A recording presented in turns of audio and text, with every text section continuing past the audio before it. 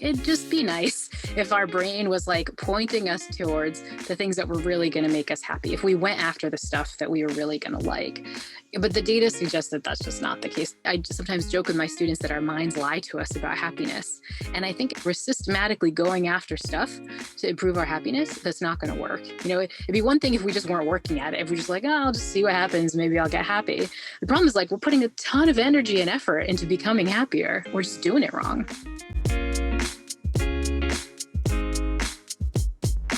It's really interesting because your course that you put together for Yale students has made media headlines around the world.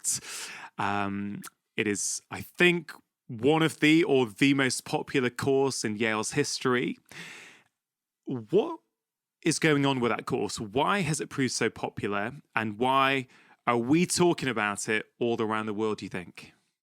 Yeah, well, I think it's worth noting how the course started, because I think that sort of shows a little bit about its popularity. So, I've been teaching at Yale for over a decade, but just in the last couple of years, I took on this new role on campus where I became a head of college.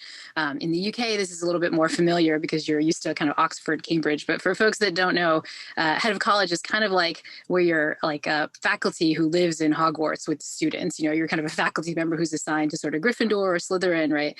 And that means that I really live on campus with students. And I started seeing students in a totally different way. I was seeing them in the dining hall and in the coffee shop. I was watching their daily life.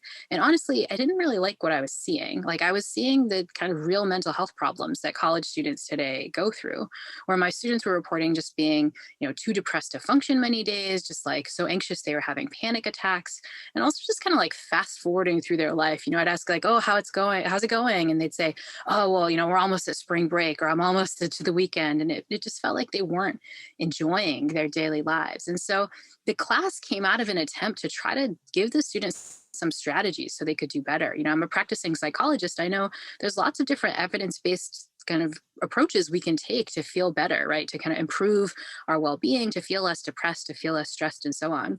And so I kind of, slapped the class together. It was a new class on campus. I assumed like 40 students would take it.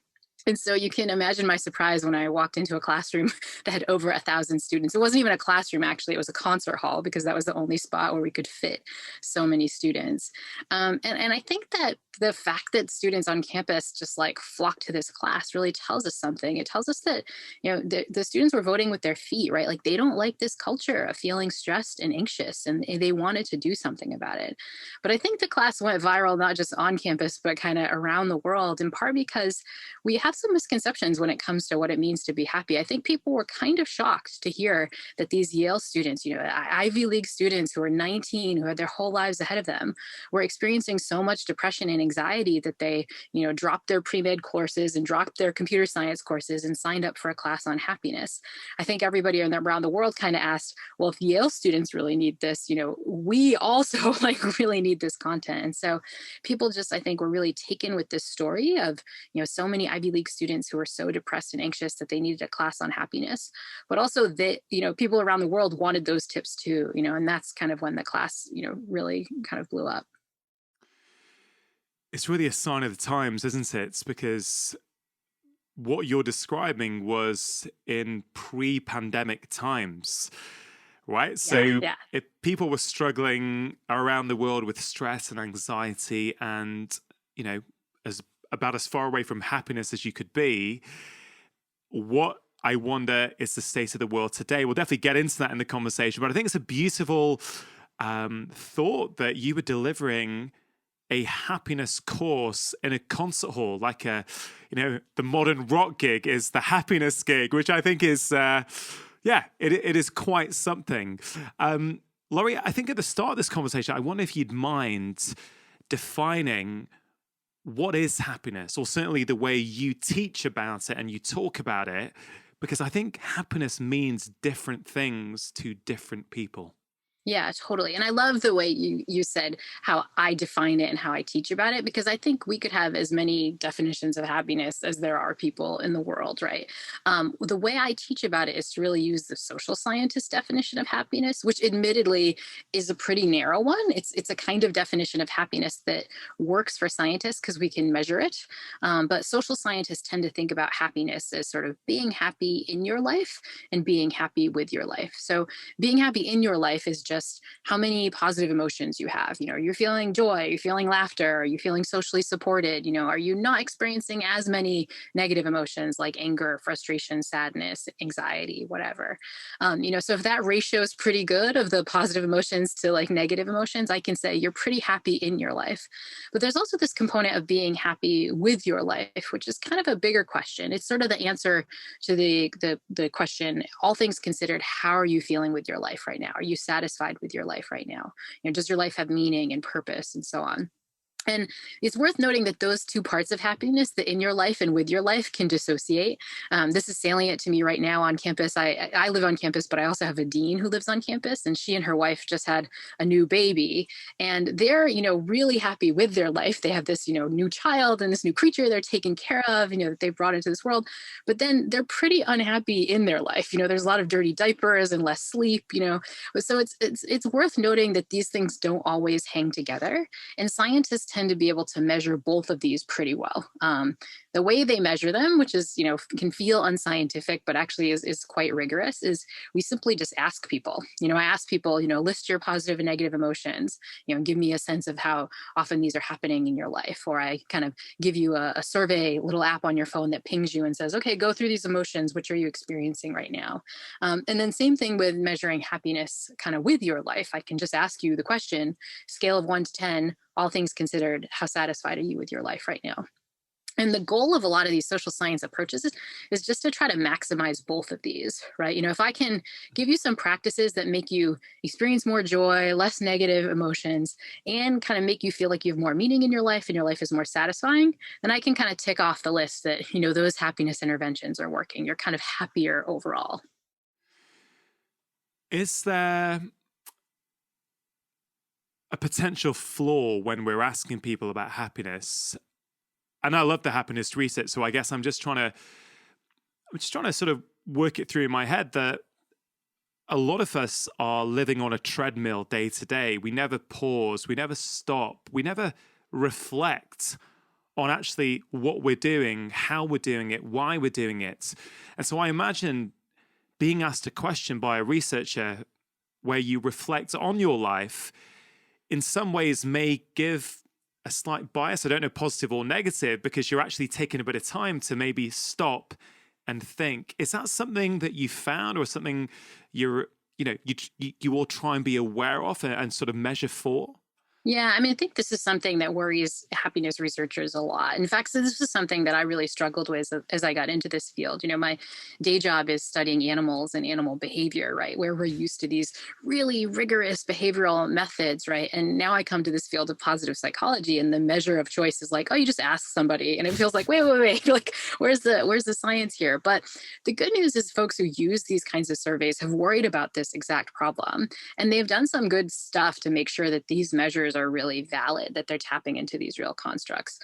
One thing that they've done is to try to make sure that these measures of just asking somebody, that they correlate with all the stuff that's harder to get information, but that you'd really want it to correlate with, such as, for example, if I run, text analyses on your tweets, or I kind of pull your journals and I run some text analysis on the words you use. Does, the emotions that you tell me that you're experiencing day to day, do they correlate with this sort of private thing that you weren't sort of giving the experimenter?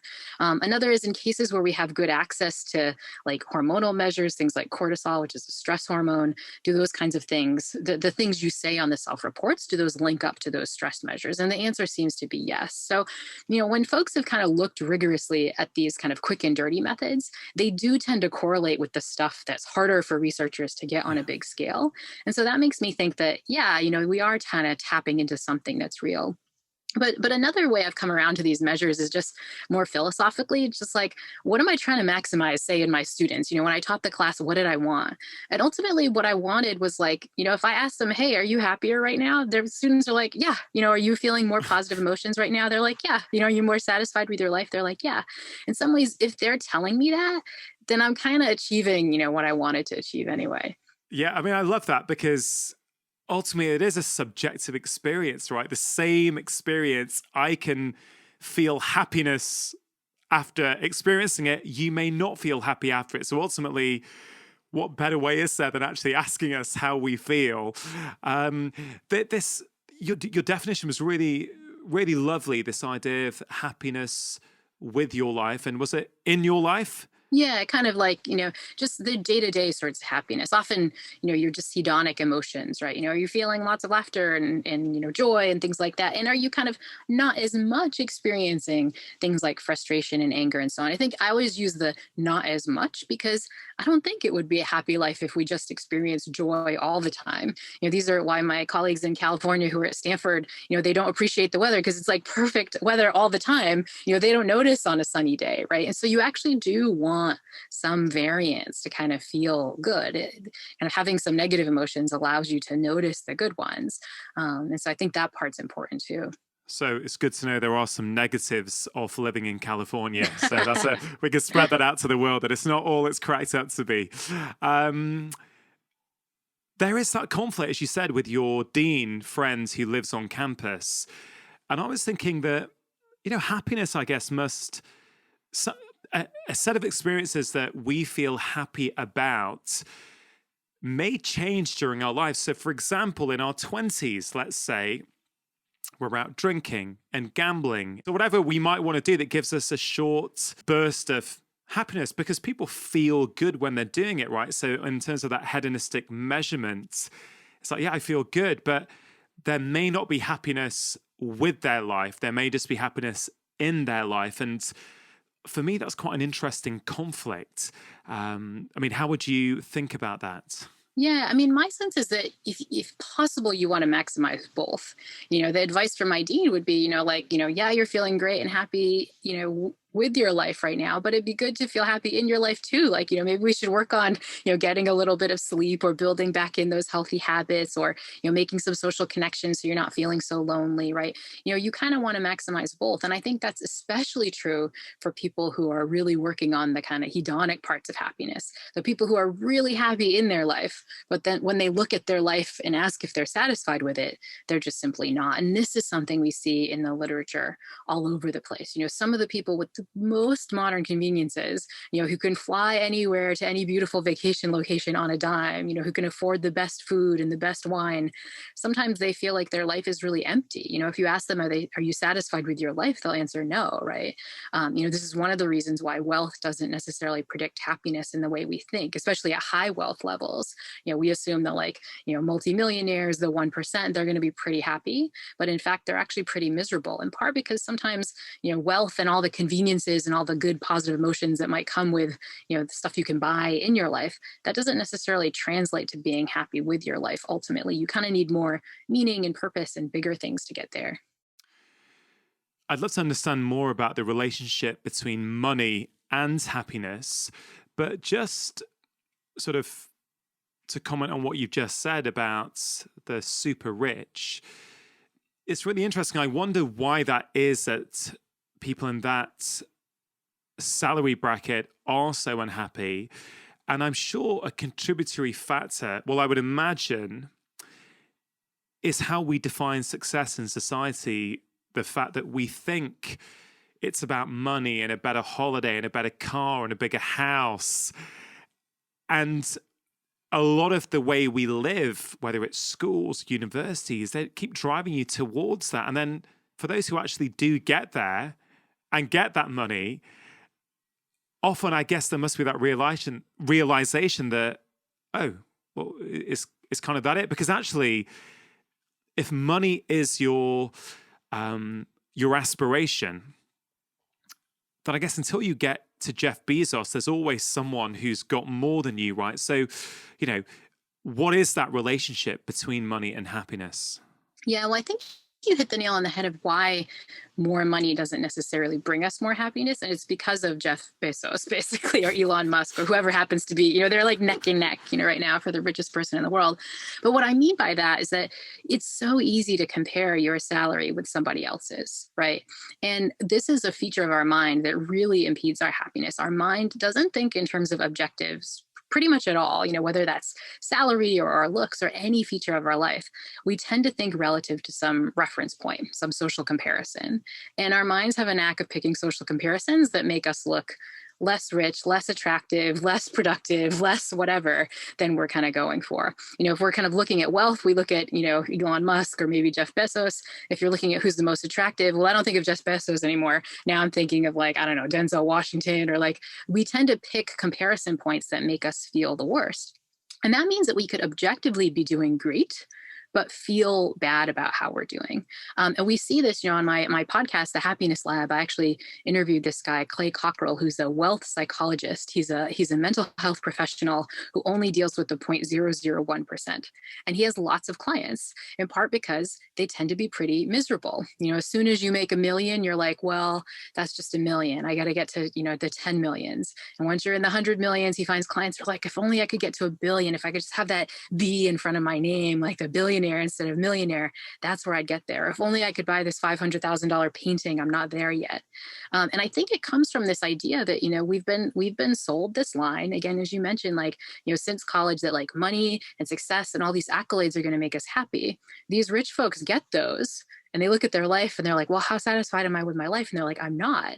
And rather than thinking, wait a minute, maybe that was bunk, maybe money and success and all this stuff didn't bring happiness, instead they say, I just must not be rich enough. If only I could get a little bit more, that's when I'll really kind of get that happiness payoff. And so what you find is that the rich, tend to be relatively unhappy. They tend to find relatively less meaning in their life, in part because they're chasing after some comparison point that they're never going to get to. And what does the research say about lower income levels? Because it's one thing when you've got all the money to buy shelter, food, anything that you could possibly want. But there's obviously another end to that scale where money might be influential in terms of our happiness levels. Yeah, that's really important because in general, overall, the message from the work on happiness is that your circumstances don't matter as much as we often think, whether that's your wealth level, your job, or your relationship status, and so on. But if those circumstances are pretty bad, then yes, improving your circumstances will really improve your happiness. And so let's take the case of money, right? I'm saying, being a multimillionaire doesn't necessarily make you happy, but what if we get to the other end? And researchers have tried to look at this. In fact, there's a famous paper by the economists Danny Kahneman and Angus Deaton who looked at this back in I think, 2009. And what they did was they tried to look at a bunch of different measures of people's well-being and correlate that with people's salary. And what they find, if you look at the lowest levels of people's salary, is that happiness and well-being tend to go up for a while, and then all those well-being curves level off at a certain salary level. And when they did this back in 2009, that was a salary level in the US of $75,000, 75,000 US dollars. That means that if you're earning under $75,000, then yeah, getting more money is probably going to improve your happiness. That might be the spot where you stop really worrying about bills, or, you can get that gym membership, or you can buy yourself a little time, make sure there's food on the table, and so on. But after $75,000, doubling, tripling, quadrupling your salary, it seems to have no effect on measures of well-being, things like positive emotion, how many negative emotions you have, your sense of stress, and so on. Now, this is not what we think. I bet most people in the US right now who are earning $75,000 think if I tripled their salary, that would make them happier. But the data, when you really dig into it, suggests that's not the case. If you're earning under that, yeah, definitely improving your salary would help. And so, there's this interesting kind of reaction that you could have to research like this, which is like, well, maybe we should support a universal basic income, and maybe we figured out like a little bit where that basic income would be at, right? If we gave everybody that, then giving them more wouldn't necessarily help happiness. You mentioned that what we think often isn't played out by the research.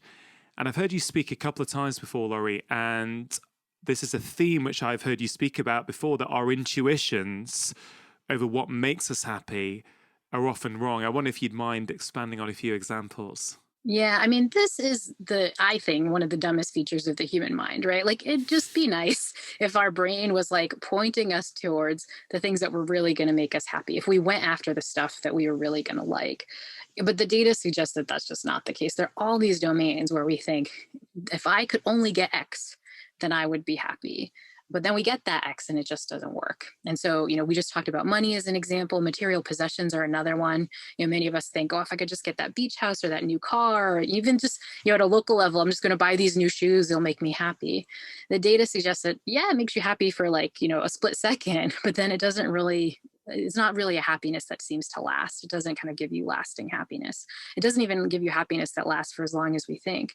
And so there's all these ways where we think that changing our circumstances is going to boost happiness, but in fact, it just doesn't work. The flip side, though, is there's all these different interventions we can do to boost our happiness. I imagine we'll talk more about them, but simple things like taking time for social connection, like experiencing more gratitude, like being present, exercising, sleeping more, like those things have a huge impact on our happiness, but we just don't have motivations to seek them out, right? Like it's not, we tend not to realize, hey, that's the thing you need to go for. At least we don't realize it as much as we go for the money and the success and the accolades and those things. And those should be the things that we're focused on. So this is a problem. I sometimes joke with my students that our minds lie to us about happiness.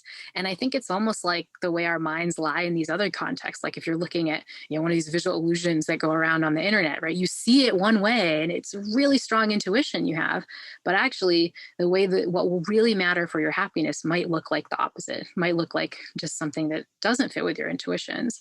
And that's bad because it means we're systematically going after stuff to improve our happiness. That's not going to work. It'd be one thing if we just weren't working at it. If we're just like, oh, I'll just see what happens. Maybe I'll get happy. The problem is like we're putting a ton of energy and effort into becoming happier. We're just doing it wrong. So fascinating, and definitely we're going to get into what are these interventions, what are the practical things we can do to increase that feeling of happiness inside all of us. Before we do that, though, I'm really interested on a personal note that, as you said, you study animals, and you came across this predicament of unhappy students that, you felt that you wanted to help them. And so you turn your attention to this course. What was the name of the course again?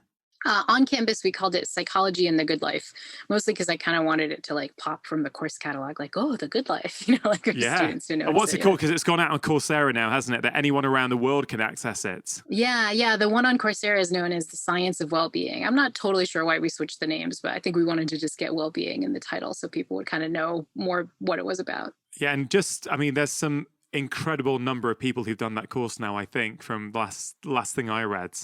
Yeah, it's been a little surreal, to be honest. When we first put the class online, hundreds of thousands of people signed up pretty quickly, which was sort of shocking.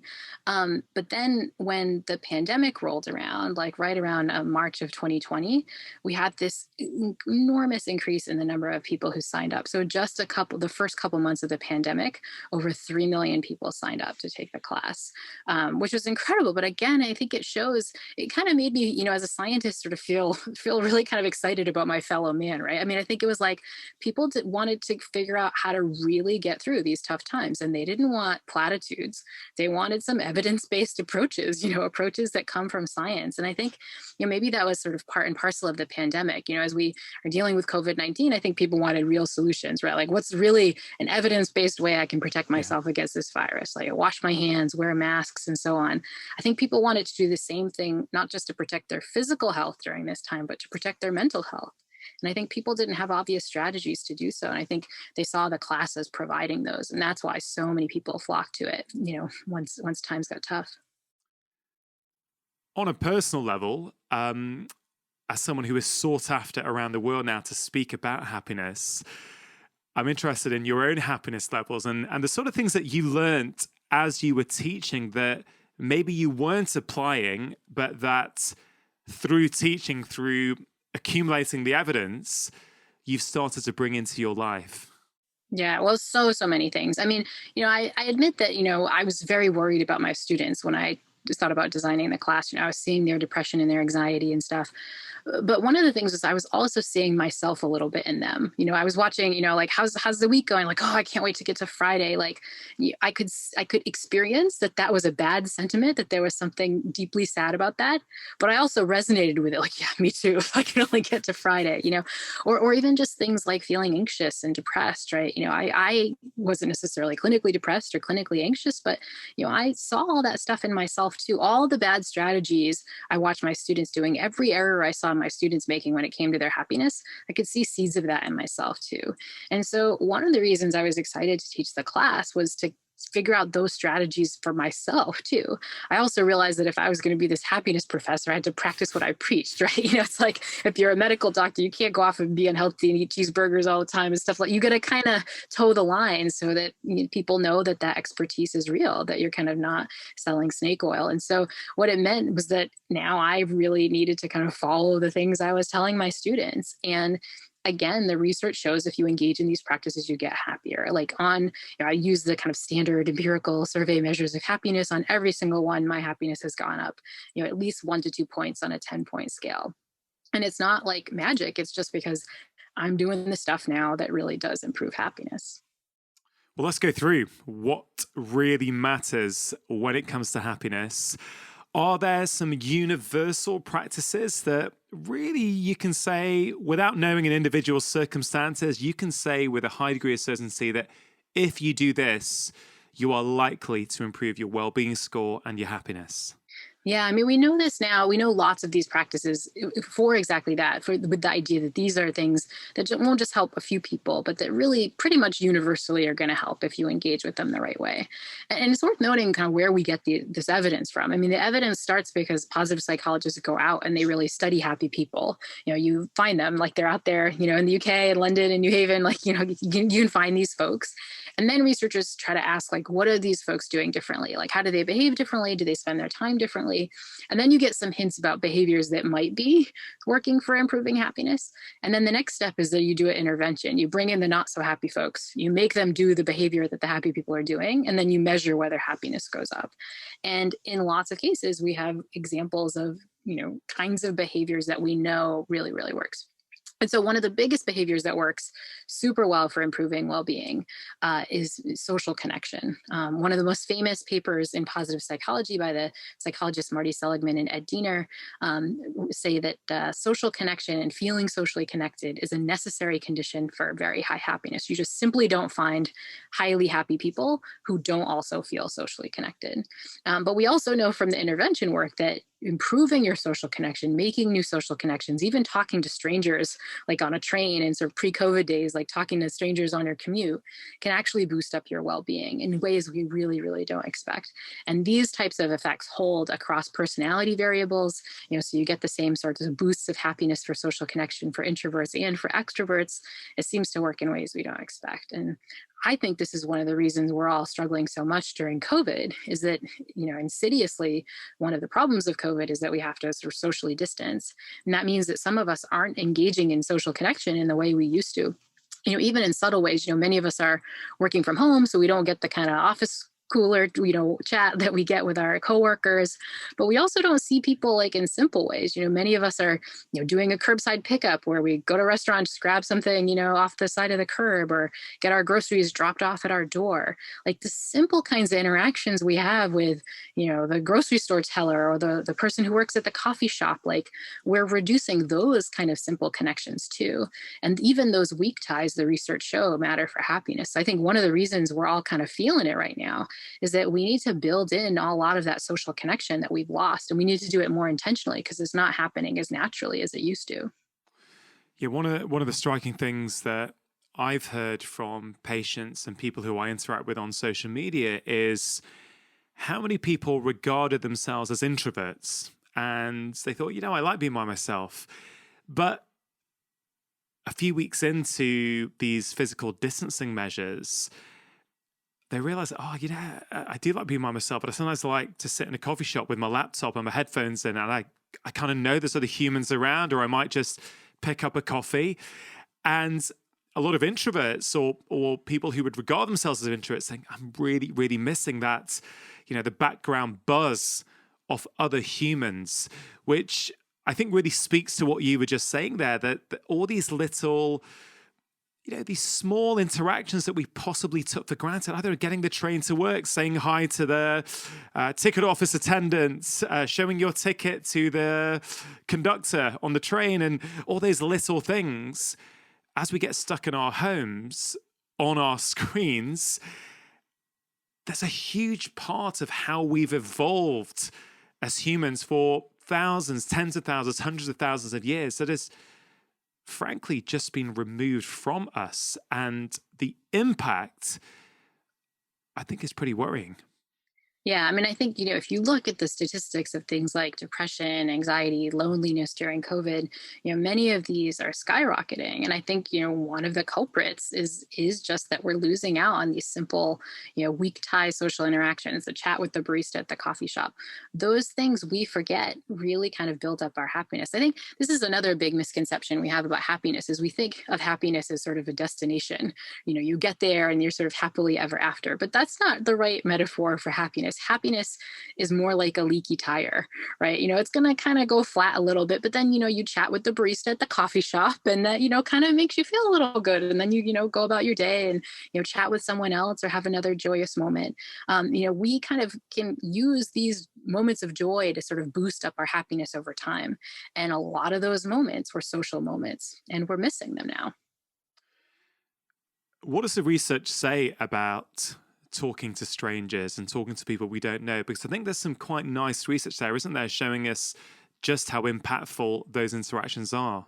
Yeah, and just how wrong we get, just how wrong we are about those interactions. This is another domain where at least my intuition is that, yeah, maybe it'll make me feel okay, but it's not a major force in our happiness. In fact, if plot me on a train, going to work in the morning, maybe I'd talk to somebody, but usually I'd put my headphones on and listen to a podcast or, get some work done or try to get through some email. And it turns out that this is a mistake when it comes to maximizing your happiness. There's some lovely work by the University of Chicago psychologist Nick Epley, who did direct studies on this, where this is again back pre-COVID times, where he found some subjects who were about to do their daily commute on a train. He did this on the L trains in Chicago, and he said, okay, you want to be in a study, you'll get a Starbucks gift card, and people all sign up because Starbucks gift cards are the engine of all social science research. And he's like, oh my God, Starbucks gift card. And so what he tells subjects is either for the rest of the train ride, don't talk to anybody. Please try to enjoy your solitude. Or for the rest of the train ride, just do what you normally do. It's kind of the control condition. Or for the rest of the train ride, I want you to try to make a meaningful social connection with somebody. Like talk to someone and don't just talk about the weather. Like really try to get to know them. What do people predict? Because he has one group of subjects predict ahead of time, which is going to make people feel happy. And people predict that the enjoy your solitude condition is going to feel awesome, right? They predict that that's going to maximize their happiness. And they don't just predict that the social connection condition is going to feel neutral. They predict that it's going to actively suck, that it's going to take them down from baseline. And what Nick finds is just the opposite. It's that solitude condition that feels yucky. The social connection condition makes you feel great. And I think this is a problem, right? This is another domain where we have these bad intuitions about what makes us happy. And what's worse is it doesn't just affect our behavior. It changes the structures that we create. I'm sure, in the UK, they have, quiet cars on trains and things like that. Nick's evidence suggests that that's not necessarily a way to maximize passenger experience, right? We would maybe be better off with like a chatty car where you go on the car and everyone's like talking and interacting and getting to know one another. But, those are not the systems we build in because we have these incorrect theories about what's going to make us feel good. Yeah, I mean, it's incredible how much we're influenced by the people around us. Because as you were describing that on the L trains, I think in Chicago, you said, it made me think about a few years ago. So I live in the north of England. I don't know how much time you spent in the UK, but there are certain typical kind of sayings about people in the north compared to people in the south. They're not all completely accurate. They're just going to lay that out there straight at the top of this. But a few years ago, I started going down to London quite regularly for work. And, I'm sure you've been to London before. I remember one of the first times where I went on the tube, this is a few years back, and I'd get on the underground and I can't remember it exactly, but the guy sitting next to me, I was just like, hey, mate, how you doing? How's things going? And the guy looked at me as though, I don't know, like I was about to attack him or I was a freak, like really. And I very quickly learned that, oh, you don't do that on the tube. On the tube, you get on, you mind your own business, you put your headphones on, you stay out of everyone's way.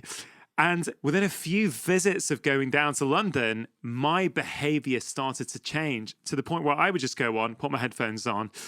And I guess I'm naturally very extroverted, so I will always chat to people. But it's quite interesting that, isn't it, how we're saying that makes us happier, yet often things around us in society. And I wonder how much technology plays in here, because now we can put our headphones on and we can have all these incredible podcasts and playlists in our pockets, which are probably more attractive to us in the short term than chatting to any other human being. So yeah, just a few sort of thoughts there in terms of our environment. And that's something I guess you must see in the research as well, that our environment influences our happiness and how we behave. Definitely. And I think, a lot of the things in our environment, we assume are designed to make us happier. We assume all these technologies are there, to make us happy. And I mean, we both have podcasts where happy podcast technology exists and people can listen to us. I hope my podcast is making people happy. But it's also worth recognizing that there's an opportunity cost, right? If you're listening to your podcast instead of talking to your family at dinner, that might not be even necessarily the best way to boost your well-being. And this is the kind of thing I see all the time with technology with my students. One of the most striking things for me, kind of taking this job where I'm a head of college on campus, was sort of seeing how students interact with each other in their kind of natural environment. The one I think about the most is like the dining hall, right? Like when I went to college, I remember the dining hall as being like the loudest place on the planet, because everybody's eating and talking, and it's just like, just tons and tons of voices and stories being shared and laughter and things. What was striking when I took on this new role is if you go to a college dining hall right now, I mean, there's some talking and things, but it's much quieter than I remember it. And it's much quieter than I remember it because everyone's sitting around the dining hall with these, headphones that you and I are wearing to talk to each other around, with a screen out, either their phone and so on.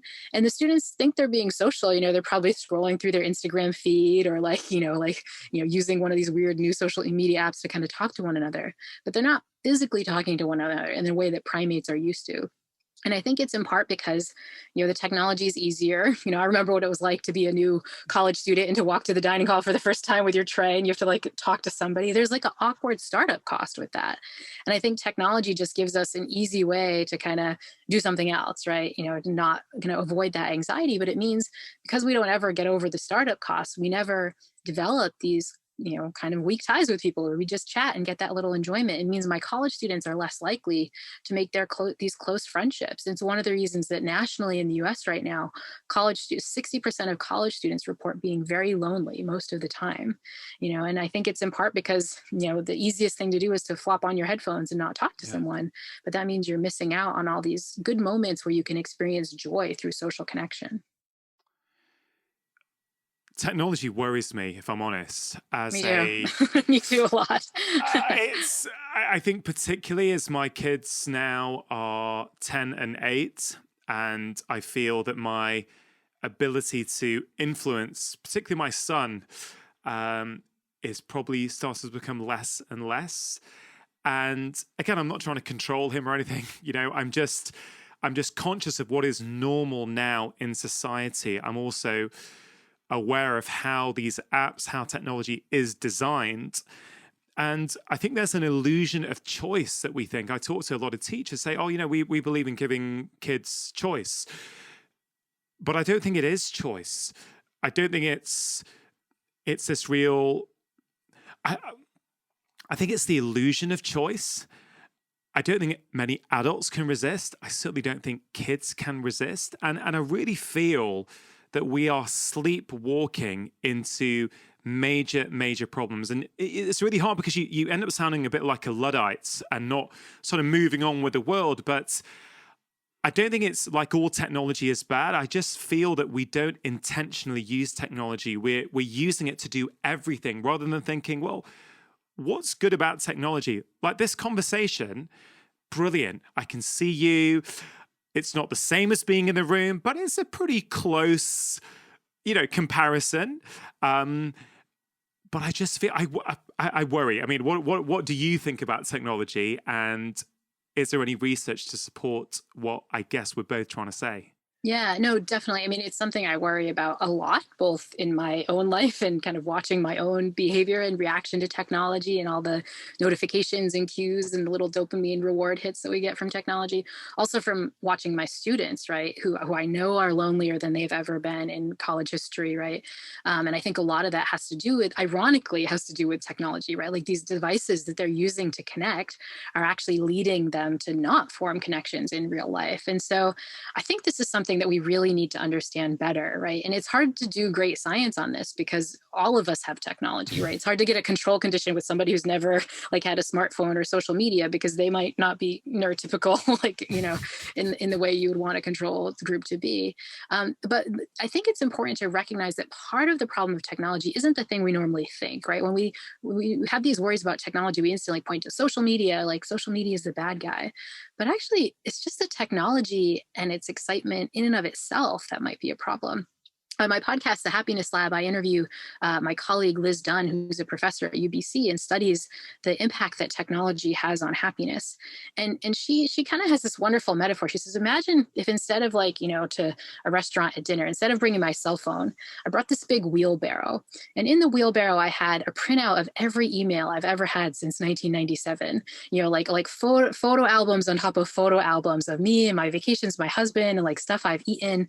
I had videos, like all these DVDs of like cats and porn and and a printout of every tweet that every US president has sent in the last couple weeks, piles and piles of newspapers that go back many years, right? Like recipes. Like if I brought a wheelbarrow filled with like DVDs and printouts and photos and all that stuff, it'd be really hard to sit at dinner and just have a normal conversation with my husband at that restaurant, because I'd want to be peeking through like, oh, let's look at this cat video, honey, or like oh, porn, like that seems interesting, right? Like it'd be really hard to ignore that.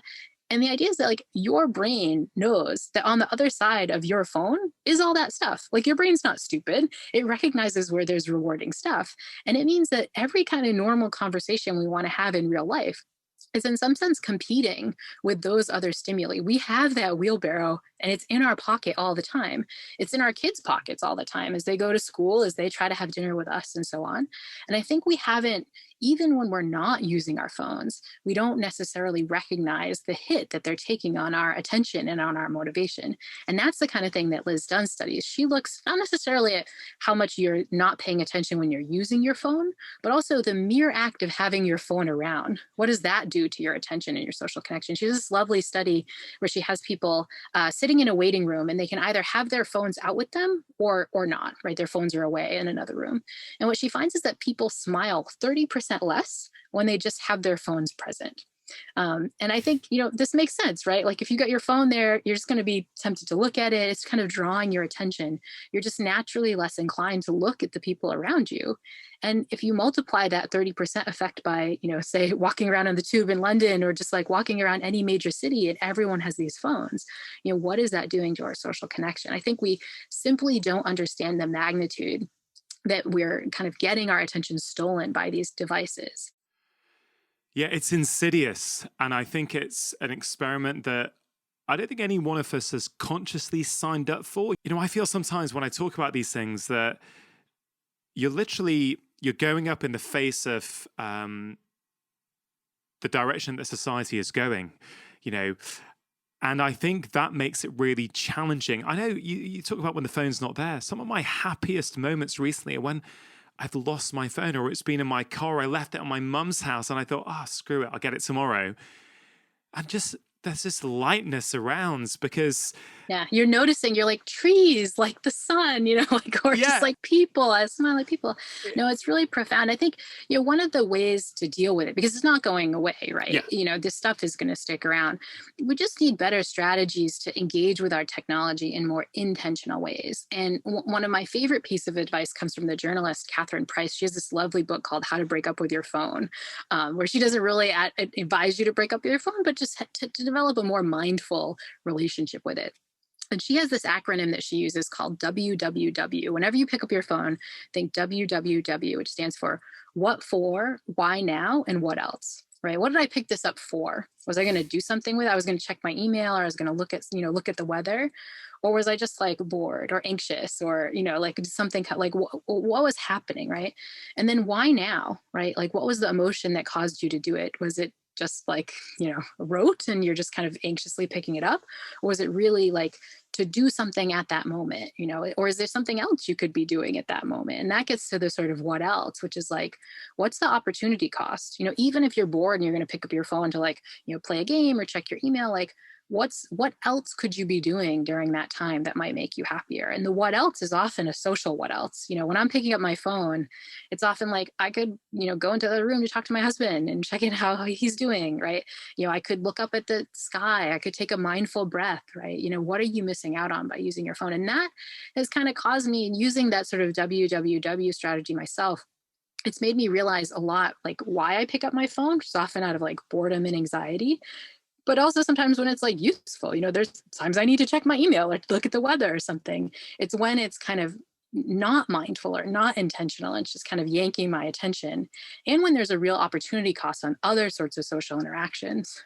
Even with the weather app, sometimes I've been like, I could just walk to the window and take a little walk around the block and look at the clouds and get a sense of probably what's going to happen, right? It's funny you say there's little micro moments where you could look up at the sky or have a little conversation with one of your flatmates or one of your family. I bet that time adds up. In that moment, we might think, oh, that's just a couple of minutes here, a couple of minutes there. But if you look at your phone, and some of the stats on how many times we look at our phone are really quite worrying. But let's say you look at your phone 40 times in the day, and let's say each time that's 2 minutes that you could have been doing something else. Well, that's 80 minutes potentially. That's nearly an hour and a half of your time. And again, I think the question, as you say, is intentionality. It's if it's there for a good reason that you've actually thought about, then fine. The worrying thing for me, I guess, and the sort of idea I've been playing with for about 6 or 9 months now, I spoke to Arianna Huffington about it recently when she came on the podcast. And I guess it's quite similar to what your friend Liz was saying. It's that I don't think another human being can compete with our device. I think it is decimating so many of our relationships with our children, with our partners. And I don't think we realize just it.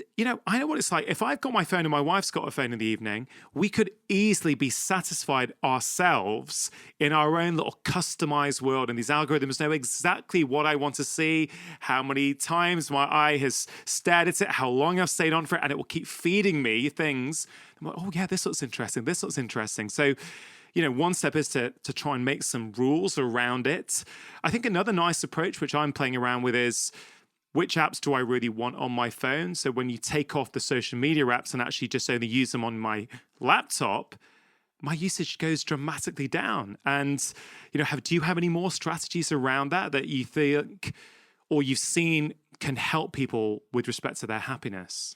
Yeah, I think these kinds of strategies are like classic ones, right? I mean, what you described about taking your apps off is something behavioral scientists call situation modification, right? You change the situation so it's a little bit harder to access your apps or even to access your phone. I know Ariana has like talked about having a little phone bed that she uses that Yeah. I have in my bedroom. I have an Ariana phone bed, so I put my phone to bed before I go to bed, and then that means it's just on the other side of the room, right? It's not there to kind of pick up whenever I have this moment of like, oh, I'm bored or I can't fall asleep or something. So kind of getting rid of the technology in your phone, like the apps that are definitely like you don't have a great relationship with, like those go off the phone and just like use them on your laptop. Get the physical structure of the phone away so it becomes a little bit harder. And then I think these rules that you develop with your family are really important. I think one of the crises that we have with this technology is it came around so fast we didn't have time to develop norms about it.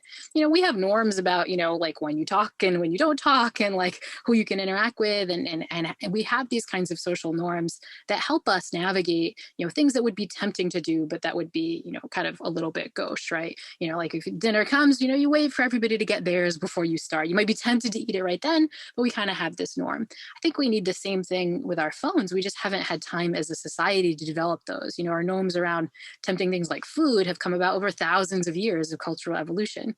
The phone in its most tempting form, which I think of as a sort of iPhone smartphone, like that's new, right? Like that's like what, 2007, 2009, like that's when everybody started getting these things. It's like barely a decade old, right? And so I think that we just kind of need new norms to kind of help us figure out how to navigate this stuff.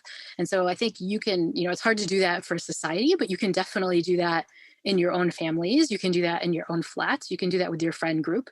So make some explicit norms, like, at dinner, like who pulls their phone out. I've had friends who have a thing of like the first person to pull their phone out at a friend dinner at a restaurant, you have to pick up the tab, right? If you're the one who's like, oh, let me check on the, Google or something, like you have to pick up the tab because you're kind of ruining the moment as soon as you pull your phone out, everyone else wants to. So I think these kinds of strategies are really helpful. But an internal strategy you could use is just to kind of pay attention to how your phone makes you feel. When you go on that social media binge or that like, gaming binge where you're kind of playing that silly, like, app game or whatever, like, how do you feel afterwards? Even set yourself up a timer so it dings and ask, did that feel good? Are you feeling apathetic? Are you feeling connected? And Yeah. often when you notice, like, actually, I kind of feel crappy. Like, what did I just do with that hour?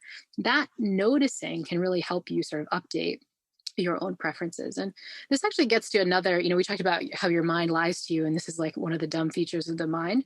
Another dumb feature of the mind, specifically a dumb feature of the brain, is that we have these systems that control what we want in life, what we go after, what we crave, what we're motivated to do. And you would like to think that those systems are hooked up to what we actually like, what we actually find rewarding and enjoy when we get it. But it turns out those systems aren't really hooked up, right? In fact, if you look in the brain, they're actually separate circuits. And they're separate circuits, which means that you can like want all this stuff, you can kind of crave it and have a motivation for it and all this stuff. But then when you get it, you don't really like it very much. The classic case of this is a case of addiction, right? If you're a heroin addict, you will have incredible craving for the drug, you'll steal from your family, you'll do everything you can to get it. But then when you finally get a hit, your reward areas aren't firing as much as they would for a non-addict because you're habituated to the drug. You don't even like it very much, right? And I think that we see these little signs of that phenomena of addiction in so many of our behaviors. There's so many times when I'm tempted to go on Reddit and just scroll through. And my brain's like, one more page, there'll be something cool on the next page. And a half hour goes by. And if I ask myself, did I like that? I was so motivated to do it. And it sucked. Like I didn't like it at all. I felt kind of yucky and apathetic. And then there's the flip side of all these things I actually really do like. When I get a great yoga session in, that feels awesome. When I put the time into like, set up a schedule to talk to a friend on the phone and we have this really great connection, that feels great. But I don't have the same like motivation and craving I do to like pick up my phone and check my email, right? And so this disconnect between wanting and liking, I think, is a huge problem. It means we're going to naturally have these motivations to go after stuff with like incredible force and incredible automaticity. And when we do it, it's not going to affect our liking. And it means we don't have brain systems that are telling us to go after the stuff that really will feel good. We have to do Yeah. that kind of for ourselves intentionally. It takes work. Yeah, it's motivation, but I guess in some ways it's also easier to pick up that phone, right? To talk to your friends and have that meaningful, raw, authentic interaction. You're going to get more out of it, but you probably have to put a bit more in as well to get that reward. And it's just easier to pick that up and get this kind of pseudo connection Yeah. online. And I think that's what often happens. I've been thinking a lot about, happiness for the last few years because I've really been thinking about, as a medical doctor, I always think about why is this person coming? Yes, they've got a symptom, but what has really been going on? What has been going on in their life that's meant on this particular day they've ended up in front of me? And we think about health as doctors, but actually, a lot of it's to do with happiness as well. So if people don't have that feeling of happiness or well-being in their life, whether it's a lack of social connection, whether it's that they haven't had any interaction with any other human beings, whether they haven't slept enough, whatever it is, then they start to engage in other behaviors that start to affect their health, like their physical health. Mhm. And it's quite obvious when we say it like this, but it was like a penny dropping moment for me, where I thought, actually, if society was happier, then there'd be less patients for me to see, because they'd be engaging in different ways and they'd have less harmful physical habits that end up in front of me. Do you know what I mean? I mean, it's Yeah. And in fact, there's lovely data on this. Really, I mean, I think this is another spot where we get happiness wrong. We assume, if all our circumstances go well, if we're healthy, for example, healthy in terms of our like diet and this stuff, then we'll be happier. But actually the data suggests that the causal arrow might go the other way. If you look at people's cheerfulness levels, if you look at their positivity, if you look at their happiness, you actually see effects on people's health and on people's longevity. So one famous study actually looked at whether or not people who are happier had like stronger immune function. So the way the study worked is they bring subjects into the lab and they either kind of do some intervention where they're kind of feeling happier or not. They can do these simple things by just like asking people, or you tend to be positive, or they could even kind of give people like a positivity kind of intervention where you watch some funny movie or something like that. But in one study, they just measured people's positivity in general, like are you a positive person or not so much. And then they shot people's nostrils up with rhinoviruses. These days we're all talking about coronaviruses. Rhinoviruses are the viruses that cause the common cold. And so everybody's exposed. Question is, who gets sick?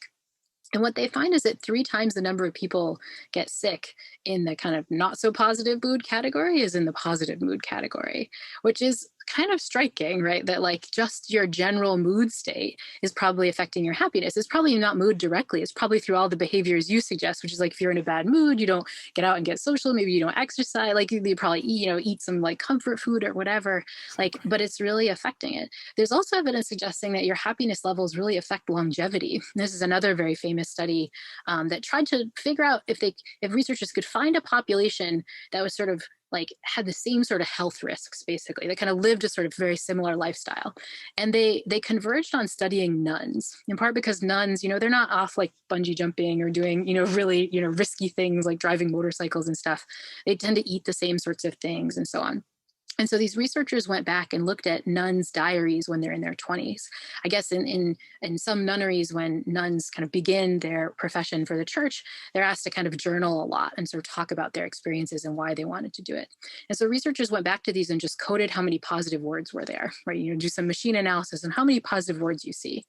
Then they look at these nuns who are now quite old and look at how long each of the nuns are living. And what they find is that statistically more nuns who had more happy words live into their 70s, statistically more nuns that had the happy words live into their 80s, and statistically more nuns that had the happy words live into their 90s. And what's striking about this is this wasn't their happiness at the time. This was their happiness in their 20s, which is predicting their longevity in their 90s. And so I think this is another spot where we get happiness wrong. We can kind of think of happiness as like, oh, it's this ephemeral thing. Like we'll worry about that once we sort out, people's high blood pressure and people's, whatever, like cancer risk. But it could be that we have the model backwards, right? That if you're just experiencing a lot of positive emotion in your life, if you're satisfied with your life, it might make it easier to make choices that allow you to protect your health in a way that can make you healthier and allow you to even live longer. Yeah, I mean, thanks for sharing that. That's definitely my feeling, that it's happiness comes first. But I'd be interested to see how that research plays out over a number of years. I mean, we've mentioned so far, Laurie, we mentioned social relationships and how important they are. We mentioned the problems that technology can give us, but also how we can navigate that. And I guess we should also touch, when we're talking about technology, about how valuable it has been in this pandemic at keeping those social connections alive. I don't necessarily mean scrolling on Instagram for 3 hours. I mean, I don't know, how would you think about the sort of connection we can get over Zoom or FaceTime versus a phone call versus text messaging? Are these different qualities of connection, and how do those different qualities relate to our happiness? Yeah, well, this is, where I kind of go back to my, work with animals. I used to study monkeys, and I think it's worth remembering that, ultimately we are social primates, right? We were built for in real life social connection, maybe grooming one another, but definitely as humans, like talking to one another in real life, right? That's going to be the thing that gives us the biggest hit of happiness, right? The question is like, how can we best approximate that when getting together physically is tricky? And I think the kind of thing that you and I are doing right now, we're talking live in real time over Zoom. I can see your emotional expressions. The timing is mostly good with Zoom, although the audio is a little off, right? Like I can see you and see how you're reacting, hear the intonation in your voice. That's pretty good. Again, it's not as good as like, maybe giving you a hug or shaking your hand after this, but it's pretty good. Where it gets dicey is when we move out of in real time together. If I text you like something, ha ha ha emoji, and then you write back to me later. If we were sending videos back and forth, if we kind of can't interact in real time, we're starting to lose some of the signals we've evolved to really pick up Mm. that really influence our happiness. I think it gets even worse when we get into the domain of things where our wanting system really likes it, where there's like a really low startup cost, but we're kind of not getting anything nutritious out of the social connection. I often use the terms that like medical doctors use when I'm talking about things that matter for happiness. I talk about nutritious social connection, right? And I think that in some ways, like the Instagram, like looking at people's feeds and stuff like that, like that's kind of the NutraSuite of social connection. It like feels like you're getting something out of it, but ultimately when you like shut the app off, you're like, wait, I feel kind of gross. I didn't really get anything nutritious out of it. And I think that's this idea of thinking about the nutrition. It's also a good way to think about what kind of social interaction you want to build in, especially during COVID, because what we need is going to change. There are great things about interacting over screens, but it's also the idea of Zoom fatigue is a real thing, right? The idea of being on screens too much is a real thing. And so one piece of advice I give my students is to mindfully pay attention to how you felt after something. After this conversation, I could think, when I close the Zoom window, I could think, how did that feel? It was a fun conversation. We had a nice time. If I had just been on 8 other Zoom calls before this, I might feel a little exhausted. I might need to go talk to my husband. That's the form of social connection I need. Or I might need to pick up a phone and call a friend and go for a walk around town that's away from a screen. And so I think the things we do on screens can be great, but it's important to pay attention to what you need. And this has been this idea has been a bit of a game changer for me. When the pandemic hit, I was like, I'm building in all these like spa nights with friends and, like Zoom dinners with my family. And it was like screen, screen, screen, like I took all Yeah. the like meetings my lab had and put them online. And only after I was like, I thought I was following the happiness advice because I was building in all that social connection, but I was like screen exhausted by the end. And then I realized like, it wasn't nutritious. Even if you're eating 1,000 salads, like that's not nutritious. You're going to feel gross afterwards if you kind of pound 1,000 salads. And I think the same can be true for Zoom and social connection online. So my advice is be mindful afterwards. Really take time to notice, did that feel good or not? And that can help you build in more of the stuff that feels good and maybe less of the stuff that doesn't. For me, I'm realizing it's, Zoom windows with small numbers of people. It's cases where I'm socially interacting, where I'm not necessarily like sitting in one spot in a Zoom screen with like a curated background. I'm like, talking to my mom as I'm walking around the room and doing chores and we're hearing each other, but it's not like I'm sitting there kind of watching it. And so I've tried to build in a lot more Zooms that feel more informal and less like a kind of work webinar call. That sort of works for me too.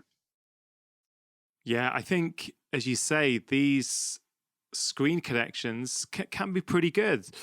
Um, one thing I've noticed as a podcast host, and just a shout out to your podcast, by the way, which is brilliant. So people haven't heard it, I'd strongly recommend you check it out. It's really well produced, really, really interesting topics each week. Before the pandemic, I wouldn't do remote conversations. They were always face to face in my studio. And of course, I had to adapt like everyone else. And what I've noticed is that, yes, I can have some really great conversations over Zoom, but afterwards, I don't have the same sense that I really know that person, that I could send them a text and meet up for coffee with them in the same way that when someone's been here and we've hung out for a little bit before the chat and after the chat, it's just different. And again, I'm not complaining. This is great. I hope we do get to meet one day face to face, right? But this is still, it's better than not doing it. But there are these different levels of social connection, aren't there? And I guess we're trying to get the most nutritious one that we can in terms of what we're allowed to do, or certainly what society is allowing at that moment in time. In terms of other things that can influence our happiness, a lot of spiritual practices, a lot of religions talk about doing things for other people. And there's a lot of research on that, isn't there? Yeah, and this is yet another spot where our minds lead us astray. I think, especially right now in the tough time we're facing, it's easy to find all these articles that talk about like self care or treat yourself. This is a big mantra in the US right now. People have t shirts that are like, treat yourself. But the data suggests that that might not be the most effective way to bump up your well being. In fact, the data suggests we should have all these t shirts that say, treat other people. And we know this because, again, first move in happiness research is to look at the happy people. Look at the happy people. What are they doing? Happy people are disproportionately other oriented. They, like, matched for a salary level, give more of their money to charities than people who are not so happy. They give more of their time. They volunteer, right? They just tend to be more focused on helping other people than in kind of doing selfish pursuits. And the research shows that then if you go and do an intervention where you force people to do nice stuff for others, that will actually improve people's well-being more than they think. This is actually a study by Liz Dunn, who we mentioned earlier. She goes up to people on the street and hands them some money and says, okay, you just got this money. Here's how you have to spend it. One group is told you have to spend this on yourself. Do something nice, treat yourself. Another group is told, well, the way I want you to spend this money is to do something nice for someone else, right? Then she has subjects agree that they can be called later in the day or later that week. And what she finds is that the subjects who tend to spend the money, subjects who spend the money on other people tend to be significantly happier than those who spend the money on themselves. Now, this is not, again, what we think, right? But it's what the data show. And again, I teach this class, but I get this intuition wrong. If I'm having a crappy day, pre-COVID, if I was having a really crappy day, I'd be like, I'm going to go out and get myself a latte, or I'm going to get a manicure, right? I don't think like, I'm going to go buy my coworker a latte right now, or I'm going to like, get a little gift card from my friend to get a manicure. Like, I think me. But the data suggests that like just sort of switching gears, spending our money and our time on other people is a way to bump up our happiness. Again, it violates the intuitions, but it's a powerful way to do that. And I think this is something we can all embrace during COVID, right? Because many of us have these little new windfalls of money and time in different ways, right? Some of us are working remotely, which means we're not spending our time commuting. Like all the Londoners who are listening to this podcast maybe aren't on the tube as much. That could be 45 minutes during the day that you're saving. What are you doing with those 45 minutes? Could you volunteer for a charity or make calls for an organization that you care about, or just like pick up the phone and call somebody who's struggling, right? And check in on how they're doing, not to help yourself, but just to really check in with someone else, right? Some of us have these like mini windfalls of money, not all of us, but if maybe you're saving, that, tube fare that you're not spending every day, or maybe you're saving gas on your commute, right? Like, could you use that money for a good cause? Even if you're just saving on that latte, that latte that I'm not buying myself, every morning when I head off to work, that $4, like I could actually spend on something better, right? Even if it's just $4 that I donate to a charity that morning, the research suggests that that would really boost our well-being. And I think we can, maybe take these little mini windfalls of time and money that we weren't even noticing and use them for a good cause, if we're not using them in some other way already.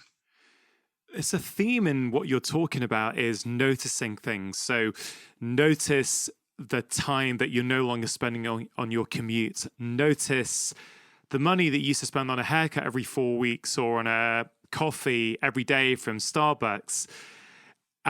Notice how you feel after you've been on Zoom for a while or on Instagram for a while.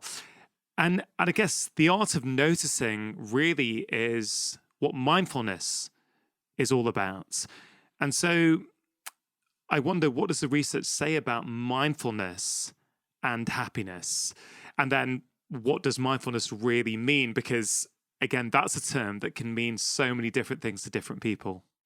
Yeah, I mean, I think one thing we know from the research is, just as being social and doing nice things for others improves our well being, taking time to be mindful, taking time to sort of be in the present moment in a very particular way, which is with a particular kind of attitude, an attitude of sort of non judgment. So you're not kind of in the present moment noticing this sucks and I'm judging it the whole time, but in the present moment, allowing it to be just as it is. The research suggests that that kind of practice can really improve our well being. And it seems to improve our well being for a particular reason, which is that the opposite of being present, when we're kind of, not in the present moment, we're kind of mind wandering and thinking about the future and worrying about things and ruminating, that has a really negative hit on our happiness, right? And so just the act of being present, where you sort of shut off that kind of mind wandering to yucky other things, can really make us feel better. Now, it too is the kind of thing that requires some work. This is being present is not the natural state of the human mind, which I actually kind of find funny because if you talk to folks who practice meditation, they often talk about the sort of mind wandering, ruminative mind as the monkey mind, the mind that's sort of going off all over the place. But having studied monkeys, they're much more likely to be present when they're sitting there, just like sitting. They seem like they're just kind of not worrying about the future or what they're going to eat later tonight, or they're just kind of present. So I think the monkey mind is a bit of a, humans sort of touting their own awesomeness when we're actually not as awesome as other animals. But the research really suggests that practices that allow us to improve our mindfulness, to improve our presence, can really improve our well-being. So practices like meditation, even more spiritual practices like prayer and so on, even just the act of like taking 3 deep belly breaths where you're kind of noticing what it feels like, all of these kinds of things really can allow us to be a little bit more present. And just the act of being present means we notice. We were talking before about, one reason that technology is messing with us is that, we miss the looking at the trees or looking at our partner's smile or seeing the sunshine. Being present means we're there to notice the stuff that really matters. And so it really can allow us to have these little, filling our leaky happiness tire moments of joy that we otherwise would have missed because our minds were kind of going off in all these directions. What about religion? Because I've seen quite a bit of research suggesting that belonging to a religion or engaging in certain practices can be really beneficial for our happiness. And I remember this case, this patient who came to see me a few years ago at a practice in Oldham. And what was really interesting, this was a family who were part of the Islamic faith. And this couple had lost their baby boy. I can't remember how old, but their baby had just died. And, I was a lot younger then, so I was probably a lot immature than I am now. It's not an easy thing to be talking about with a patient. But they were really, really accepting. They were very religious. And they said something like, it's Allah's will, something to that effect. And I always remember that because I would reflect upon that. I think that's really interesting. By having this faith where they felt they were just part of something much bigger and much greater than them, they were very accepting of their baby child dying. And for me, that was really quite striking. So yeah, I don't know if you can unpick any of that for me in terms of the happiness research. Yeah, I mean, one of the things we know from studying happy people is that religious people, people who practice religion, tend to be a lot happier than those that don't. I say this as an agnostic / atheist myself, right? And when you dig into that, that could be for lots of reasons, right? That could be because having a belief in a higher power kind of makes you happier. It could be all for all kinds of reasons. When you dig into what's really going on, what you often find is that people who are engaged in religious practices, they tend to be doing a lot of the stuff that the happiness research shows is important for achieving high happiness, right? And I think that's one of the important things. It's not just people who have strong religious beliefs, it's people who engage in religious practices. They go to services, they pray a lot, right? They're really doing these kinds of things. And if you dig in, what are religious practices? Well, one is like, going to a shared community experience together, right? Like social connection. I grew up Catholic, and, when you go to church afterwards, you chat with everybody and you see all these people and so on. Religious practices often require start doing acts of charity for other people, right? Thinking of people who are not yourself. They often involve, situations of prayer that are moments to be mindful and be at peace and not have your mind wandering, right? Um, and they involve a sense that there's something bigger than yourself, right? This sort of sense of meaning too, which also helps. And so it seems like the reason that religion promotes happiness are that things that religious people do tend to be the things that improve happiness over time. And so so if you yourself are religious and you've strayed away from practicing, going to church or whatever that means, like going to services, like go back to that, because those are the things that are really doing the work. And if you're not necessarily a religious person, if you don't necessarily believe in a higher power, that means it's all the more important to build those happiness practices back into your life in some other form, because you won't naturally get them, every Saturday when you go to services or every Sunday when you go to services. Yeah, I love that. They've almost got happiness built into the framework, no matter what that religion is. And if you don't subscribe to that religion, why not just take the framework and apply that into your life? Exactly. And I think there is something powerful about these congregations where people get together and interact, because you said, that's one of the top things for our happiness is those social relationships. And so even whether you're being dragged to church by your parents or the temple or the mosque or whatever it is, when you get there, I guess you're going to be mingling with other kids, other adults, other people, and playing and just doing what humans have always done, right? So, yeah. And I think it's worth remembering. I think one thing we think is that, and I think we can have a little bit of hubris about this as sort of modern, sometimes secular folks, right? Is that like, oh, when I learn about these happiness studies, we're coming up with these strategies that we've figured out for the first time, right? Like, not so. If you look at ancient practices, most of the ancient practices are building in lots of rituals that we know are great for well-being. They're like cultural forces that are designed to kind of make us happy. And this is true from religions. It's due to like longstanding cultural practices. Think, taking a siesta, taking a Sabbath, right? Like taking time to rest. Like these things are really, having dinner together, right? Where you sort of have like dinner over the table. One thing we haven't talked about, giving thanks, sharing gratitude before you eat a meal, right? All these things are like the practices that positive psychologists are coming up with, and they have been around for thousands of years in many cases. So I think we can often turn to what the ancients have told us, like, hey, do these things and that will boost your happiness. And it turns out like they were right. Maybe not surprise like I mean, that applies to so many things. Even in health, there are so many things that physicians or proponents of traditional Chinese medicine or Ayurvedic medicine have been talking about for years, that now modern science is starting to back up. And there is this kind of, I don't know if it's an arrogance within humans, but we sort of feel that, we're the most enlightened generation, and actually we're coming up with all this cool stuff on how to live. And you're like, oh, people have been doing this for a long time. It's really quite humbling, actually, isn't it? And I mean, you mentioned gratitude, which is frankly in most religions as a practice of some sort. What does the science tell us about gratitude and our happiness? Yeah, this is another spot yet again where we get it wrong, right? I mean, if I had my intuitions and you asked me gratitude, I'm like, that kind of sounds cheesy. I would go with griping, right? You and I hop on a Zoom call, we say, oh, 2021, it's been so crappy. How is all this stuff happening? Blah, blah, blah.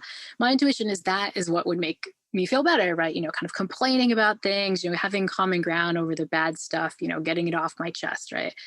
Data suggests just the opposite. Happy people tend to be more grateful, and grateful people tend to be happier. Happy people tend to spontaneously count their blessings. They tend to spontaneously notice all the good things, not the bad things in life. And research shows that if you just engage in practices of gratitude, just the simple act of at night scribbling down 3 to 5 things that you're grateful for, research shows that that can start significantly boosting your well-being in as little as 2 weeks. Just the simple act of sort of experiencing gratitude. And if you want to supercharge it, you can kind of combine gratitude with some of the other things we've just been talking about, things like social connection and doing nice things for others. One of the things, if I look at my own gratitude list, one of the things I'm often really grateful for is other people. My husband, the fact that my students did this nice thing for me, or the fact that someone at work stepped up and helped out so that took something off my plate. We often experience thankfulness for the things that other people do, including just existing, but we rarely tell the other people around us that, which is kind of sad because the act of saying, hey, like, honey, I really appreciate what you did, or I just appreciate you. It's such a gift that you're in my life. Like, I feel that, but I rarely express that, say, to my husband. But if I were to express it to him, that is a way that I'm like, now I'm talking to my husband, right? I'm not like scrolling Instagram anymore. We're like having a conversation, but also it's a way of being nice to my husband, because knowing that someone thinks you're a gift and that you've done something great, like Yeah. that feels really good. And so there's evidence suggesting that the act of expressing our gratitude to other people can be incredibly important for boosting our happiness. One study by Marty Seligman and his colleagues had people write a gratitude letter. So write a letter to somebody that you really should have thanked a long time ago, but you haven't had a chance to. And then, in pre-COVID times, you show up and like read that letter to the person, like meet with them in person and read it. And what he finds is not only that the act of doing this boosts up happiness for the person who writes the letter, he finds in his one study that you can see signatures of boosted well-being for over a month after people do this gratitude visit, right? Like even like a month later, on a survey, you're saying you're a happier person, which to me feels crazy. If I knew there was an intervention I could do to like boost my well-being that would keep me for over a month, you and I are talking right now in January, I'm clear past Valentine's Day, maybe when the light's getting better, things are getting warmer. I'd be like, yeah, sign me up. That's the power of gratitude. Gratitude in this context of really expressing it and sort of doing something nice for other people. I mean, what strikes me, Laurie, is that a lot of the things you're talking about are very simple. Most of them, I think, are free of charge from recollection, yet we're just not doing them. And there's all these kind of options that we're giving people throughout this conversation. I'm really interested, have some of the interventions risen to the top in your experience of delivering the course to millions around the world, or even that experience of delivering it to the Yale students? There's research on all of them, but are a couple of them rising to the top where people keep saying, hey, Professor Santos, when I do these things, or when I do that one thing, I feel like a different person. I didn't realize how impactful that one thing could be. And if so, what are those things? Yeah, I get this question a lot, in part because my, very type A Yale students are like, you gave me a big list of things, but give me the one thing, like the Cliff Notes version, right? And my answer is always, it kind of depends. It sort of depends on what you're doing naturally, right? You mentioned that you're naturally a very social person, like you talk to people. Maybe during COVID, that's not happening as much. But if I came to you in kind of non-pandemic times and I told you like, hey, increase your social connection, that might not benefit your happiness very much because you're probably like at ceiling, you're kind of doing it already. But maybe you're not as present, maybe you need to experience a little bit more gratitude. I don't know, right? And so I tell students, as you're, or I, tell your listeners of this podcast, as you're listening, you might think certain things like, oh yeah, I do that. Then you're good. Don't worry about that if you're feeling like, oh yeah, I already do that. But the one thing I said where you're like, oh yeah, it's not really me, that might be the spot where you really try to put a little bit of work in, to like take some baby steps to improve that. And that's probably going to give you the kind of biggest happiness impact for the time you put in. Yeah. I think the biggest thing that's impacted my own happiness over the past few years is this real understanding that I get to choose how I frame any particular situation in life. And I feel that for a lot of my life, this broken record play, that it would all be framed the same way. A lot of it came down to how I saw my parents react to things. And so I learned that as that's the way you deal with things. But just that understanding that, oh, right, this situation can happen. And there's three ways that I can actually report that story to myself, create the story. That's really quite empowering. And I wonder what the research suggests when it comes to that, so that how we frame our experiences. And I guess a lot of people say, well, there's no choice. But I think even really harsh and situations and experiences that we don't want, we still do have a choice how we frame that. And that absolutely, I'm sure, plays a huge impact on how we feel about ourselves, but also how we feel about our lives. Yeah, I think this is a really important feature, right? That and one of the reasons that our circumstances don't affect our happiness as much as we think, right? Before we were talking about kind of positive circumstances, being rich and so on. But we also have to deal with the negative circumstances, right? Like we're living through a pandemic. Like you might get sick, you might spill the milk, right? Like, things come up that are kind of a pain in the butt. And in all those cases, we actually have a choice about how we frame that and how we react to things. Not like the immediate reaction, but we can kind of choose what happens after that. And this is another spot where I think the ancients had it right. In this case, there's a wonderful parable that comes from the Buddhist tradition about Buddha's story of the second arrow. And so the way the parable goes is, Buddha is talking with his followers and he asks followers, if you're walking down the street and somebody shoots you with an arrow, is that bad? Is that a problem? Followers say, yeah, that kind of sucks to get shot with an arrow if you're walking down the street. And then Buddha says, okay, if you're walking down the street and you first get shot with one arrow, but then you get shot with a second arrow, would that be worse? And everyone says, like, yeah, much worse to get hit with the second arrow. Now you're hurt in two spots and so on. So Buddha goes on to say, the circumstances in life, the suffering in life, that we can't control. That's the first arrow. That's going to come or it's not going to come. That's whether you're happen to be living in a pandemic or you spill the milk or something bad happens. But Buddha says the second arrow is our reaction to that bad thing that happens. And that's a thing that we can always control. Like we are responsible for kind of stabbing ourselves with the second arrow. So if you spill the milk and you freak out, and I'm like, oh my God, I spilled the milk. This sucks. And then I kick the dog and then I, like try to, like clean it up. And then it, it was like even worse. And then I'm mad at my husband later and I don't, call my friend because I'm in a pissy mood. Like, yeah, the milk, that wasn't my fault maybe, but everything else was mine. The same thing with this pandemic, right? Like it sucks to be living in a pandemic. Like people are losing their jobs. We're afraid for our lives. All our routines are messed up. That's a first arrow.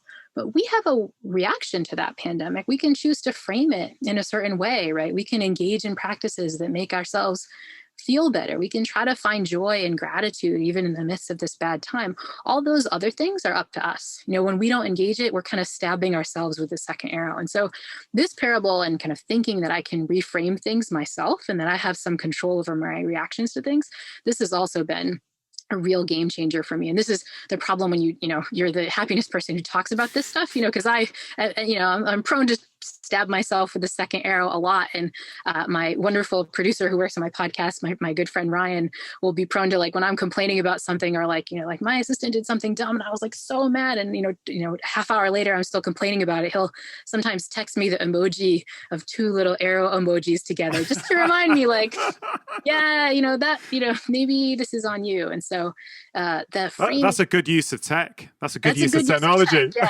One text, two arrows, like, okay, move on. So. And the research backs that up as well?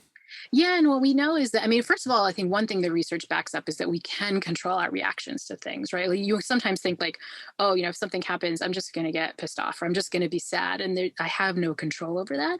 But the research really shows that, one problem with negative emotions is that we try to like run away from them or we hate them so much that we just don't allow them. There are techniques you can do, meditation techniques, where when you experience something, you take time to kind of recognize that emotion, to allow it to be there, and then go into like nerdy scientist mode and investigate it, where you kind of really try to look at what it feels like in your body. And, take this spilled milk example. Like, I do this, I drop something, I like smash a glass, like, oh, and like, wait a minute, recognize like, I'm having this aversive reaction. I'm getting pissed off. Like I'm tensing up, right? Like I'm about to like, keep moving in ways that are sort of throwing things and dropping things, right? It's like, okay, let's allow this. That sucks. The glass, fell. You notice how this feels. And what do I do to kind of nurture that, right? So taking a like pause and taking a break, no matter what negative emotion you're experiencing, whether that's fear or frustration or just kind of uncertainty is something, experience a lot during COVID. You can take time to notice what that feels like. And just the simple act of noticing, distancing yourself from it allows you to get some handle on those emotions. So you can react without kind of like reactions happen kind of naturally, but you can kind of react a little bit more strategically, right? You can kind of decide, maybe the right thing in the moment is to be sad and to cry or to, get mad or kind of react negatively, but it isn't always. You get some control over your reactions. Yeah. And reframing is something that we can train and practice and get better at. You work on this stuff and that it's nice to experience something really tangible in your life where you go, oh, I would have reacted differently. And that happened to me in the summer when I was finishing off the manuscript for my last book. I'd spent a few days working on an idea in a chapter, and it just went. I lost it. And I don't know what was going on in my life at the moment at that time, but I felt really calm. And I was like, okay, well, here's an opportunity to write it even better. You've gone through the process of getting those ideas together. Now, with a fresh plate, you can actually make this even better than it was yesterday. And I thought that didn't happen on my previous books. If that happened, and it had happened previously, it was a real sense of frustration and a real sense of, oh man, why didn't I press save? I could just press save. Why didn't I check? And again, I'm not saying either one is right or wrong. I'm simply trying to empower people listening to go, you can work on this and get better at it. And so someone might go, yeah, but that is annoying.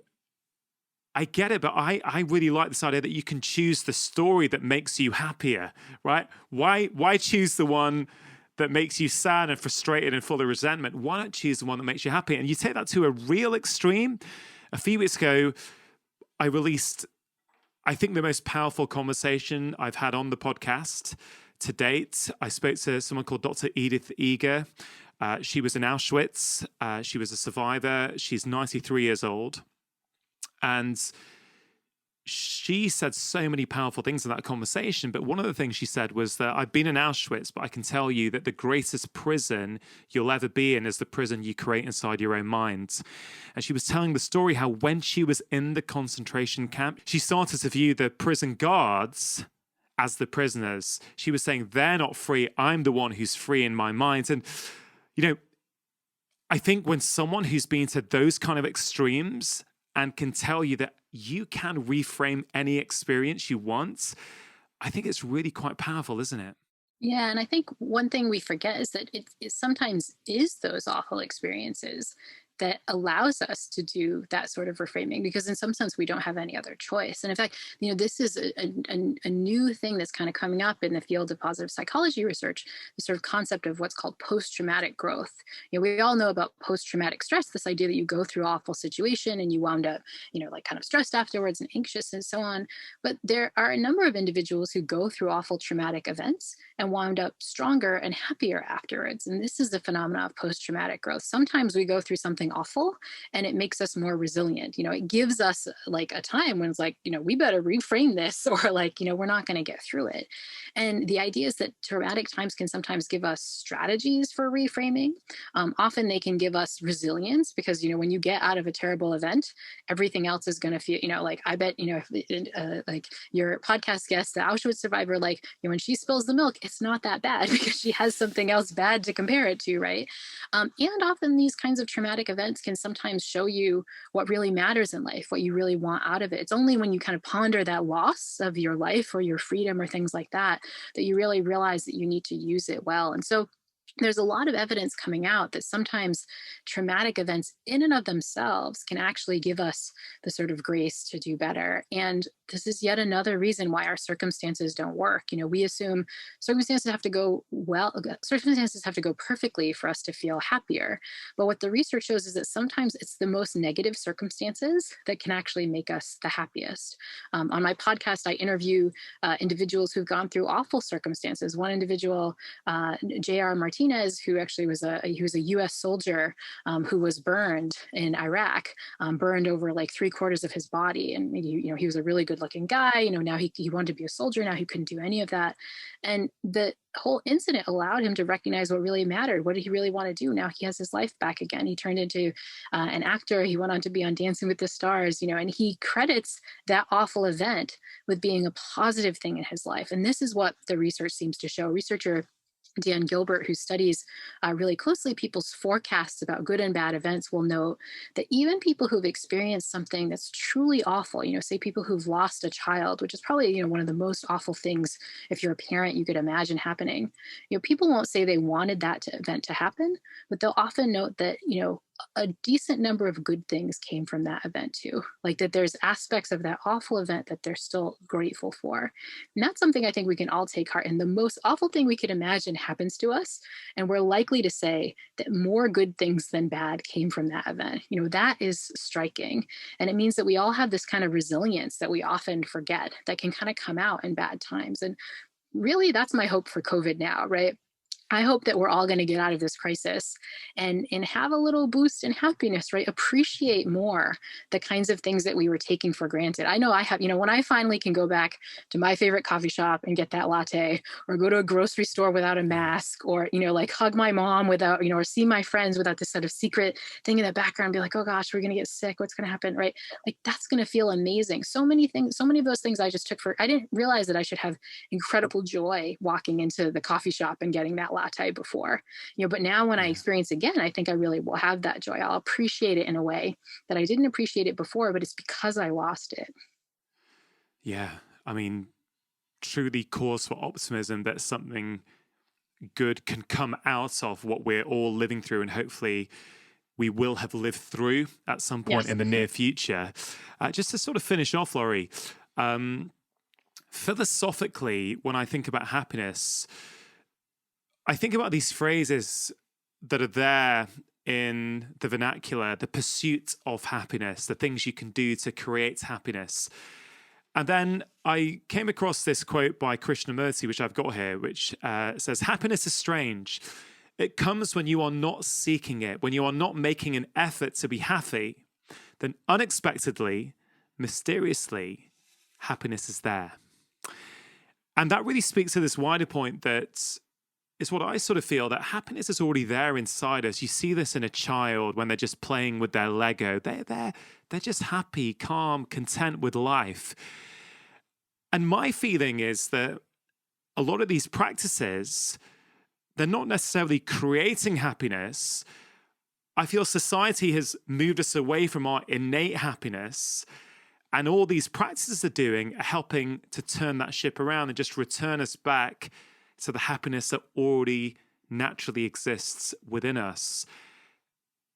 I wonder what your view is on that. Yeah, I mean, I think you're right. I mean, I think one thing that we know about happiness is that when we try to pursue it, we get it wrong, right? When we try to pursue it, we go after the money and the fame and the accolades, and we end up, spinning our wheels because those are not the kinds of things that will allow us to feel happy. What will let us feel happy is kind of, in some ways, going back to our natural state, right? Being present, being challenged by a particular activity, right? Being social, having fun. You mentioned kids running around and doing things like, those are kind of being in the present moment. Those are cases where you're being social, right? I think that's right, that our natural state is doing the kinds of things that would make us happy. But the modern world tends to lead us away from that, right? It's hard to get back to that natural state in a lot of ways. And I think, for all the reasons we've talked about, from technology to busyness to the wrong theories about the sorts of things that will make us happy.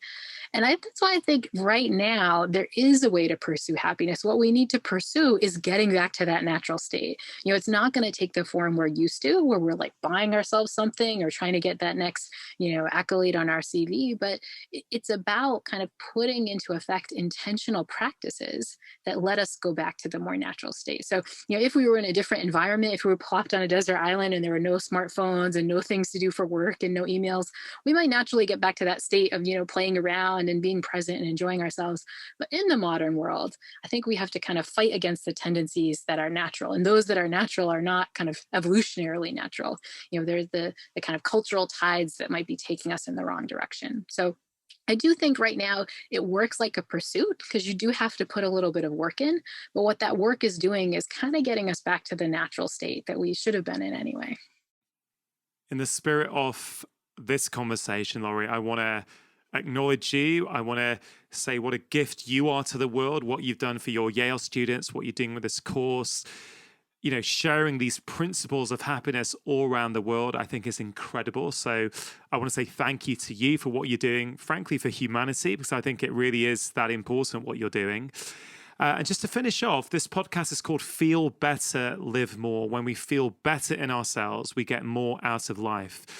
You've touched on so many different things throughout this conversation today.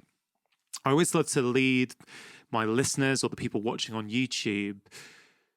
with some practical tips, things that they can think about applying immediately into their life to improve their happiness level. So I wonder if you could leave my listeners with some of your top tips. Yeah. So the first would be to get social, right? Right now, set up a time that you can talk, like really talk with someone, whether that's somebody who lives in your flat, who you would connect with by phone, who you have to set up a Zoom call with, like set it up and try to be present. And when you are there, shut off all the other, screens that are open, put your phone away, really try to connect. Second thing is, what can you do right now to help someone else? Could you donate some money? Could you text a friend who might need to connect with you? Could you just do something nice for someone in your flat? Like, how can you get more other oriented? The third is that you should just take a little bit of time for gratitude. Like, what's the one thing right now that you feel grateful for, right? Think of it right now, that thing you feel grateful for, and kind of take a moment to notice it. And then if that felt good, maybe just stay in that present moment of noticing a little bit longer. Do that right now, and maybe even engage in some practices where you can really be a bit more present and mindful. Everything I just said might be, 20 minutes more of work in your day, like connecting with that friend, doing something nice or whatever. But that simple 20 minutes will be a way to boost up your well-being in this really evidence-based way. Yeah, fantastic. Laurie, for people who want to check out more of your work, where can they find you? Yeah, so you should check out the Happiness Lab podcasts and download it wherever you get your podcasts. Quick little half-hour interventions that you can use to feel better. And if you want to take that famous course that all the Yaleys took, it's free and available online. You can check it out on Coursera.org. The name is The Science of Wellbeing. But if you just Google Yale Happiness Class, you'll probably find it too. Yeah, we'll put all those links in the show notes for people as well to make it super easy for them to find. Laurie, I really appreciate the time you've given me today, my listeners today. I very much hope at some point we can do this again in person, face to face, either on your side of the ocean or on this side, but I'm sure that will happen at some point. But in the meantime, stay well, stay happy, and we'll do this again soon. Really hope you enjoyed that conversation. Please do think about one thing that you can take and apply into your life. Inspiration is not enough, you need to take action. If you did enjoy that, please do press subscribe, hit that notification bell, and why not check out this conversation that I picked out that acts as the perfect follow-up.